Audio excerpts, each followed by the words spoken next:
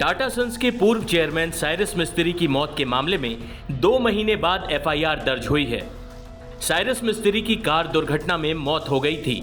Maharashtra police ने Cyrus मिस्त्री की कार चला रही डॉक्टर अनाहिता पंडोले के खिलाफ लापरवाही से गाड़ी चलाने का मामला दर्ज कर लिया है। पालघर पुलिस के अधिकारियों ने बताया कि मोटर वाहन अधिनियम के अलावा आईपीसी की 3 धाराएं डॉक्टर अनाहिता पंडोले के ऊपर लगाई गई हैं। डॉक्टर अनाहिता पंडोले पर आईपीसी की धारा 304A यानी लापरवाही भरे कृत्य के कारण मौत, धारा 279 यानी सड़क पर लापरवाही से वाहन चलाना, धारा 337 यानी किसी की जान और दूसरों की व्यक्तिगत सुरक्षा को खतरे में डालने के कारण मौत का मामला कासा थाने में दर्ज किया गया है।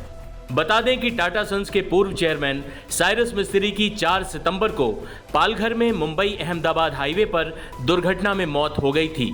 साइरस मिस्त्री की मर्सिडीज को उनकी पारिवारिक दोस्त और मुंबई की मशहूर डॉक्टर अनाहिता पंडोले चला रही थीं। अनाहिता के साथ आगे की सीट पर उनके पति डेरियस पंडोले बैठे हुए थे। इन दोनों को भी इस दुर्घटना में गहरी चोटें आई थीं। इनका इलाज अभी भी चल रहा है। जबकि मर्सिडीज की पिछली सीट पर बैठे साइरस मिस्त्री और उनके मित्र जहांगीर पंडोले की मौके पर ही मौत हो गई थी। हादसे के वक्त कार की स्पीड 100 किलोमीटर से ऊपर थी। अब इस घटना के 2 महीने बाद इस मामले में एफआईआर दर्ज की गई है। बता दें कि साइरस मिस्त्री की मौत से बिजनेस वर्ल्ड में हंगामा मच गया था। साइरस मिस्त्री टाटा सन्स के 6ठे चेयरमैन थे। उन्हें 2012 में रतन टाटा के बाद ये जिम्मेदारी मिली थी।